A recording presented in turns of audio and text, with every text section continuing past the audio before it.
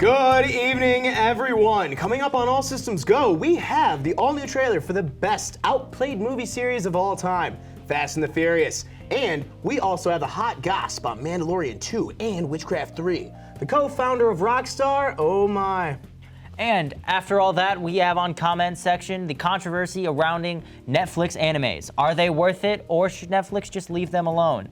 Find out that and so much more as All Systems Go starts right now.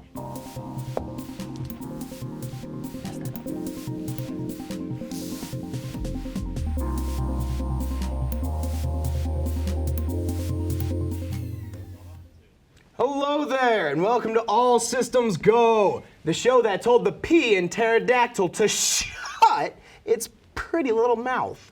I'm not wearing any pants. And I'm wearing 2 pairs of pants. Now let's get right into the news. Platinum Games is hitting up Kickstarter to fund ports of their Wii U game, The Wonderful 101. Fans united to a pledge of over $1 million within the first few days, smashing the initial goal. They're bringing it to Switch, PS4, and Steam. One reward is to be blocked by Twitter by the game's trolling director, Hideko Kamiya. This is the first of what they are calling the Platinum 4, with the other 3 projects still being mysteries. Did you catch the big game on Sunday? Neither did I. Oh, but boy howdy, I caught the Marvel teasers for characters I adore. WandaVision, Loki, Falcon, and Winter Soldier galore. We were given a sneak tease into Marvel's Phase 4, and our collective jaws were lying on the floor. Will these entries be as good as Infinity War? Yeah, probably not, but we're excited for them. The new MCU shows are not the only series announced for Disney Plus in 2020. Bob Iger revealed that The Mandalorian will be coming back for a second season on Disney's streaming service. Not much has been revealed about the season besides its existence. Even the release date is still unknown, though financial reports from Disney suggest an October release. Season 2 of The Mandalorian will be joining Disney Plus, this fall. Dan Houser is leaving Rockstar. He made great games, got pain. He made Red Dead and the Grand Thefts, produced Bully, Max Payne. All those games are gold.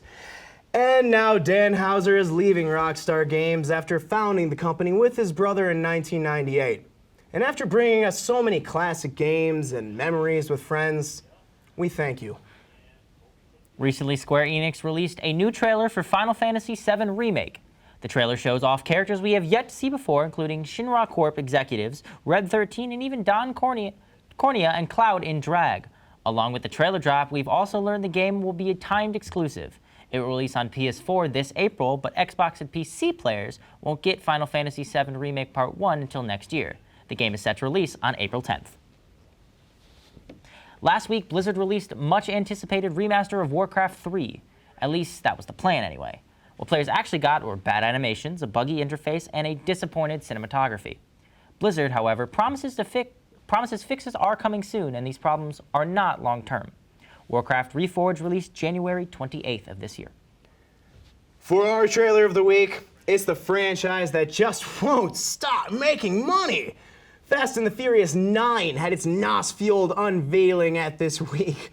Let's see what the family's doing next, shall we?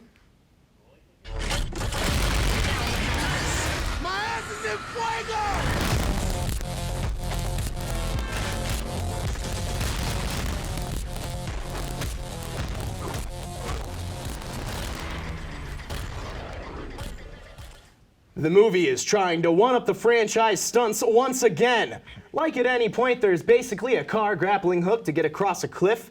New in this movie is John Cena as Vin Diesel's villainous brother. But all eyes are on the favorite Han back from the dead to drift again. He's also a favorite of director Justin Lin, who back in the day was in the chair, and he will be for the first time since number 6. Let's see if he can reunite the family once more. Coming up after the break, our friends and weebs on comment section will be taking a look at anime on Netflix. Are they treating these shows right, and what shows should you pick up or avoid? Stay tuned as we trapeze through comment section. Howdy everybody, I'm your host Max Schilling, and welcome back to Comment Section. Netflix has been on a hot streak of hits with Stranger Things, 13 Reasons Why, and Bird Box, just to name a few. But you know what doesn't get enough love? Anime on Netflix. So that's what we're going to discuss. Joining me today is Anthony, Jess, Corey, and Ashley. So what do you guys think about Netflix original animes? I mean, they're pretty good. I mean, to name a few, like Agretsuko, like that one's one of my favorites. There's like not a lot though. Like I know a few that are like airing on Netflix in Japan, but they're not in America yet. And you were talking about that. Apparently a lot of them like air there first and then come here. Yes. So like, I don't like how America has to wait until it's like all of them have it like aired until they put it in America, I guess. Because Japan does it weekly. But I don't mind it because sometimes they make like, Netflix makes great anime. Because I've only seen the Netflix originals was Seven Deadly Sins, and then I've seen a bit of the new Psyche. Oh, yeah. Have you guys seen any of the newer ones? Honestly, no. I will say that B, The Beginning, I thought was an amazing anime. I kind of just watched That it one on is a a whim. good one. Whoa. I really just Careful. watched that on a whim. I had no faith in Netflix anime, but that kind of turned my opinion around. It was a short one. It had a thrilling story. It was very well written and very well animated. Yeah, that one, I did like that one. Like that was a really good one. Very thought out. It definitely seemed like they put the time and effort into it that you don't see in maybe some of the other Netflix originals, but Yeah. they are hit and miss. And I really enjoyed how they're giving some of these older studios another chance. I know like Little Witch Academia, that was made by Studio Trigger, who made Kill la Kill and Gurren Lagann. And they've been making a few other shows since then, but Netflix really has started giving them some more chances to make something that they want to make, which I really enjoyed. So what are your thoughts on Netflix buying the rights to these previously canceled animes? Like Psyche and the Fate series, they've been bringing those back. Are there any series, have you guys watched any of these yet? Well, I have seen Psyche, but I haven't caught up on it. I've seen Psyche as well, yeah.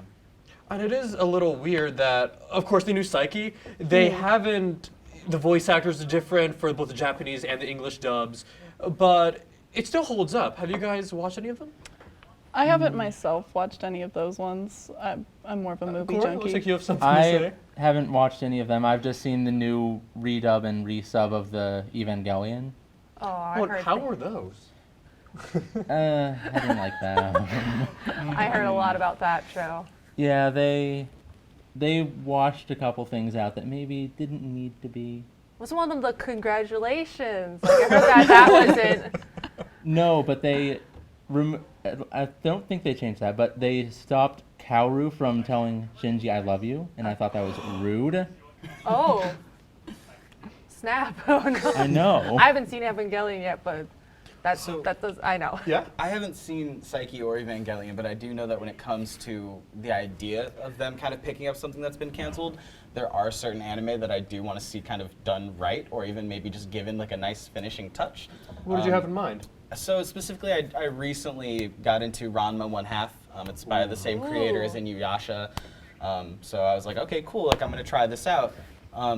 The anime being from the 80s, it definitely had sort of a very episodic feel. So there was times where the storyline was just veering completely off course.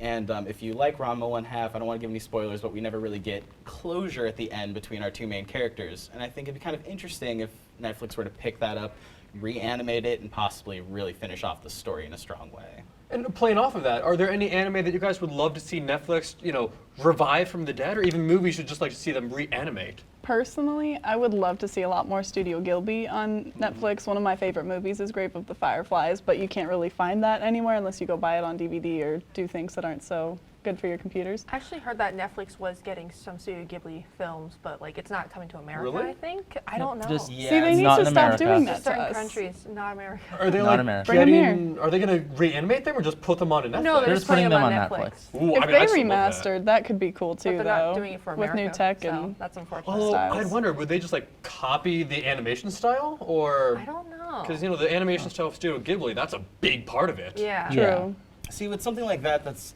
If so it's timeless, I classic. feel like you can't alter that. So I know that when like Dragon Ball Z decided to do Dragon Ball Kai, some people had a bit of an issue with the new anime style or the new animation style that they brought to the table. People were happy that it stuck closer to the original manga, but I know that I read in forums back then that people were like, part of the appeal is that old animation style. So I It wouldn't might wanna just see them be change because, it. I'm a Dragon Ball fan. But, when the Broly movie came out, that changed the animation style completely, and everyone went berserk. They loved it. But going back to the Netflix, I know personally there are a few shows that I'd love to see come back. There's Rosario Vampire, and there's one show called Haganai, which, just a lot of animes that end on cliffhangers that I would worry. You know how Netflix has that whole problem of only having 2 seasons? Yeah. Which They is need to- annoying. Yeah, I mean, I can't really think of any other anime. Like, is Kuroko no Basket on there? I love that I anime. believe it is. Darn it. I should watch it again. Do it. And I worry about just Netflix. Do you just have I something to want say? them to make more Squid Girl. Squid Girl yeah, ended the well one- already. yeah. I just want more of it, honestly. Yeah. I'm also concerned though, like if Netflix were to pick up something that was so loved and they were to sort of remaster it and maybe do another series on it, they would probably only do the 2 seasons thing and leave us all wanting more and just abused. Yeah. Well, after the break, we'll have Jess reviewing everyone's favorite part of the Super Bowl, the commercials. Which one was her favorite? Plus, in honor of the holiday this past weekend, we'll take a look at Kyle's review of the classic comedy movie, Groundhog Day. Does it hold up after all these years? Stick around. All systems go. We'll be right back. This past weekend was Super Bowl Sunday, the biggest night of the year for football. But this isn't Sports Corner. Rather than talking about the Super Bowl, I decided to talk about the best commercials that were aired during the big game. Take it away, me. How can Mountain Dew Zero make their commercial more memorable? Well, just get Bryan Cranston and Tracy Ellis Ross and recreate the most iconic scene from The Shining. Here's Mountain Dew Zero. This commercial was hilarious. Props to whoever came up with the concept. Not to mention, Cranston at the end of the commercial, dressed as the 2 girls in the hallway, will haunt me for a very long time. But I will say this, I am really thirsty for some Mountain Dew Zero after watching it pour out of the elevator. 8 out of 10. Okay, this commercial is very relatable to people who get Cheeto dust all over their fingers. Not to mention, MC Hammer brings the commercial to a whole nother level. You can't touch this. You can't touch this. You can't touch this. I love the concept of this commercial. Not only with the guy getting out of doing stuff just because he has Cheeto dust all over his hands, but the fact that MC Hammer keeps popping up in the most random places, and he turns the picnic blanket he pops up from into hammer pants, makes this commercial so much more fun. 9 out of 10. Rise and shine. It's Groundhog Day. And don't forget your booties because it's cold out there today. Who would have thought that Bill Murray would be alright repeating Groundhog's Day if only there was a fancy orange Jeep he could hijack with Puxatawny Phil? I'll be honest, I totally forgot this was a Jeep commercial until I made this review, because I was so in awe that they decided to bring back a few of the cast members from the original film, and the commercial in my opinion is fantastic. Only downside I can think of is that the product was very forgettable. 7 out of 10. Ooh, Jason Momoa. What an extremely attractive man. I'm really interested in this. I wonder what he's trying to do. I can be totally comfortable in my own skin. You know what I'm saying? Oh my goodness. Well, I wasn't expecting that. The fact that this commercial made Momoa look like a balding twig when he's home alone is really funny to think about. I'll be honest, I don't understand what it has to do with Rocket Mortgage, but I'll be thinking about their company whenever I see Aquaman now. 7.5 out of 10. Okay, this commercial was probably my favorite that aired. Grandpa, what's going on? Pringles. We're trapped in a Pringles commercial. They must have taken us in our sleep. I haven't actually watched Rick and Morty yet, but I do love the humor of the show. And everything funny about Rick and Morty is shown in this commercial. And it's even funnier because it's a Pringles commercial. I'll definitely be remembering this one for a very long time. 9.5 out of 10. From ASG, this is Jessica, signing off. Hello there, and welcome to All Systems Go, the show that told the P in pterodactyl to chill. I just got a really weird case of deja vu. You're right. Feels like we're in that one movie, Groundhog Day. You know, it's funny, because I reviewed that movie this week for the show. This past Super Bowl was Jeep's recreation of Groundhog's Day, with Bill Murray once again reprising his role as Philip Connors. Fans across the globe have been saying the commercial is hilarious, pining for the days when the movie was still in theaters. But I got to thinking, is the movie as good as everyone remembers? And makes me ask the question, does Groundhog's Day really hold up? Allow me to review. The movie, as most of us might remember, is about a cynical TV weatherman, Philip Connors, played by Bill Murray, who finds himself reliving the same day over and over again in the small town of Punxsutawney, Pennsylvania. Unable to escape this loop, he confesses it to everyone he knows, including one of his assistants, Rita Hansen, who eventually he falls in love with. But being able to escape the loop, he is forced to live the same day, trying to win her heart over and over again. The first point I'd like to mention with this movie is the acting. Some of the roles at first glance may seem very simple, considering most of the people in this film are playing the same character over and over again, but it's done very subtly. Everyone has a little nuances that change from day to day. Even though you're facing the same tired act, it still feels fresh every time you see it. The highlight, though, is still Bill Murray, whose cynical nature shines, and it really sees the nuances of the character he's playing. The next part I'd like to mention is the trope that this movie plays with. We all now are familiar of the trapped in a time loop, unable to escape a formula, but this was one of the very first movies to do it. And I think it says a lot because I feel like this movie has so much to say, but doesn't really have enough time to do it. This was the first one to really truly break out with this kind of concept. Now, this movie is great, don't get me wrong, but there's a lot I think we forget about this movie. It gets very cynical of itself and the world around it. It's very dark, with even moments of Phil contemplating suicide. At the same time, this movie is not fully in despair. It is funny, it is witty, and it's really good, and it definitively does hold up. However, I don't think it's as good as everyone remembers. Metacritic has it at a 72 out of 100, and Rotten Tomatoes has it as a certified fresh at 96%. Is it as good as they think? Probably not. And though this movie has a lot to say, it's not as great as everyone thinks. I give this film 7 Groundhogs out of 10. For All Systems Go, I'm Kyle Eads. Coming up after the break, Kayla will be playing as the best dad of the sea, Octodad. You don't want to miss this. This past weekend, our castmate Kayla decided to put her gaming skills to the test and take on the game of Octodad for the first time since trying out the demo. Let's take a look and see how she did. Okay, hello everyone. Today I'm playing Octodad, Dadliest Catch, because we had a lot of technical difficulties with what we were going to play. Oh my god, why am I not even dressed for my own wedding? And she's, oh my god, okay, wow. Oh no. Here we are, okay. Okay, oh my gosh. Wow. This is harder than I remember. Oh my god, wait, what? Okay. How do, I meant to do that.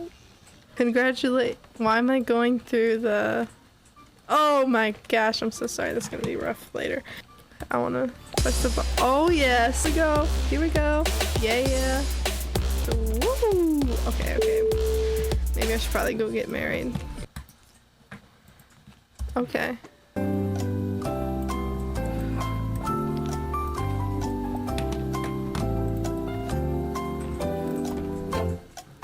What? It didn't even work. Okay. Oh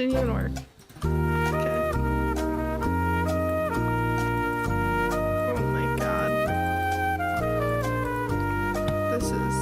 I can't even throw something. Please. Okay. Promise. Okay. I got through that without even throwing anything. Okay. Are hamburgers really made out of ham? No. They're made out of your puppy. Yeah, we need a battle horse to protect the family. Dad said we could get one. Oh, he did he?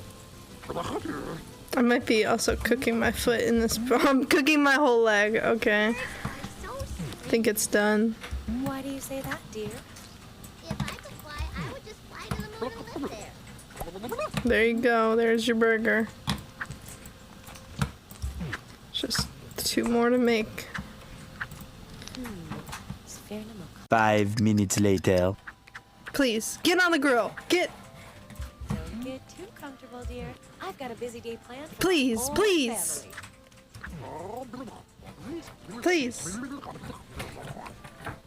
Dude, just get it on the grill. Please. There you go. This is how I make burgers.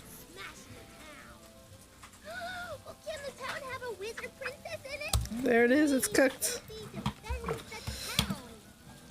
Sure, but only if it's Sorry, son. This is insane. How does no one care about this?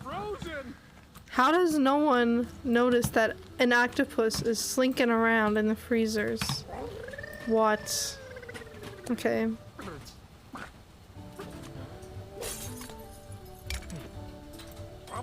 Woo! I got the frozen pizza. Okay. That means it's safe for me to talk about how we get our meat from... What? What is it? Oh, geez. What I was saying was, it's safe to talk about how we get our meat from nowhere. Gervisons. Please, please, you know I'm trying to chop. They know I'm trying to grab this chocolate milk, but they're gonna make me grab every other milk. Like, seriously? There we are. Sushi. Why would I want a sushi sample? Like, honestly, I'm an octopus. What in the world? What is the back in this stupid game? In the deli? I am so blind, honestly. How did I not think of that? And I was literally right there. I think I'm utterly in love. Okay.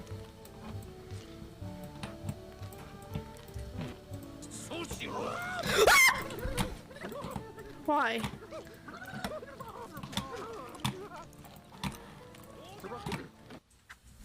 Alright, everyone. I'm gonna stop this here. This was very fun. I loved reliving the 2016 experience of Octodad. Hope everyone enjoyed this. Have a great night. Fortunately, that's all we have for you this week, but tune in next week when we'll talk about the cold cases and hidden meanings correlating to Conker's Bad Fur Day. And be sure to check out our Instagram, Twitter, and our new YouTube channel to find this season's episodes and additional future content. Now, may I have my pants back? Absolutely not.